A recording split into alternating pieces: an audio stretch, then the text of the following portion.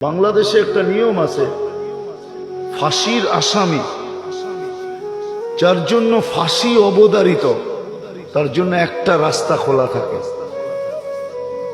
কেননা সমস্ত রাস্তা বন্ধ হয়েই সিদ্ধান্ত হয় যে একে ফাঁসিতে ঝুলাইতে হবে, কিন্তু তখনও একটা রাস্তা খোলা থাকে। জানেন ওই রাস্তাটা? জানেন না? ওটা হলো প্রেসিডেন্টের কাছে প্রাণ ভিক্ষা। প্রেসিডেন্টের কাছে কিচ্ছু চলে না, না সুপ্রিম কোর্ট, না হাইকোর্ট, না উকিল, না জজ, না প্রধান বিচারপতি, না প্রধানমন্ত্রী, কিচ্ছু চলে না। ওনার ইচ্ছার উপরে নির্ভর করে। উনি যদি কলমের খোঁচা মেরা দেয় মাফ, তো দুনিয়ার কোন আদালত এটার বিরুদ্ধে রিট করার ক্ষমতা রাখে না। সত্য তো?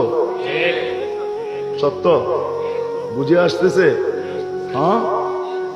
আবার উনি যদি বলেন যে না মাফ করলাম না, তাহলে ফাঁসি অবধারিত, ঠিক না?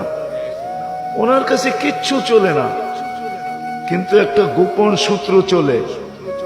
যদি কেউ চালাইতে পারে, ওইখানে কোর্ট চলবে না, কাচারি চলবে না, উকিল চলবে না, জজ চলবে না, বিচারপতি চলবে না, হাইকোর্ট চলবে না, সুপ্রিম কোর্ট চলবে না, কোনো কোর্টেই চলবে না, জজ কোর্ট চলবে না।